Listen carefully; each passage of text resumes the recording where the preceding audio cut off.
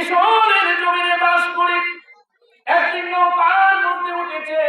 নৌকার মধ্যে ছোট্ট একটা বালিকা মেয়েকে নিয়ে যখন নৌকার মধ্যে উঠে জুন্নুন মিশরি রাহমাতুল্লাহ আলাইহি পেশা ছিল, তিনি মাছ ধরতেন, বসে দিয়ে মাছ ধরতেন।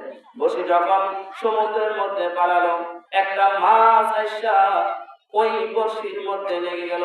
লেগে যাওয়ার পরে এবার জুন্নুন মিশরি রাহমাতুল্লাহ আলাইহি কন্যা বাবা যখন মাছটা উঠাইয়া মেয়ের কাছে দিলেন, দেওয়ার পরে মেয়েটা বড় করে দেখি, ওই মেয়েটা বড় করে দেখতেছে মাছের দুইটা ঠোঁট নড়ে। আল্লাহু আকবার।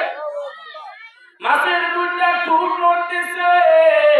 মেয়েটা বাবা যখন মাছটা বড়শি থেকে খুলে মেয়েটার হাতে দিলেন, এবার মেয়েটা সেই মাছটাকে হাতে নিয়ে এবার সমুদ্রের মধ্যে আবার ফেলে দিলেন। আল্লাহু আকবার বলেন। সমুদ্রের মধ্যে ফেলে দেওয়ার পরে জুন্নুন মিশরি রাহমাতুল্লাহ আলাইহি বলে, মা তুমি কি করলা? মাছটা কেন তুমি ফেলে দিলা? ও বাবা আপনি জানেননি কি হয়েছে?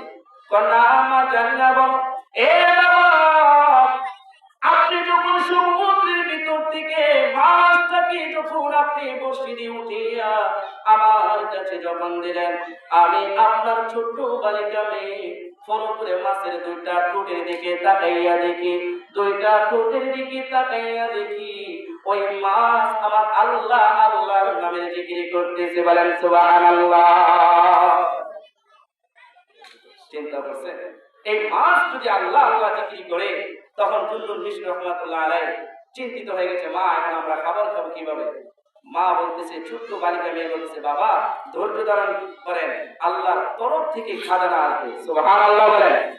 কিছুক্ষণ পরে লক্ষ্য করে দেখতেছে আসমান থেকে একটা খাজানার প্লেট তাদের সামনে এসে হাজির হয়ে গেছে। সুবহানাল্লাহ।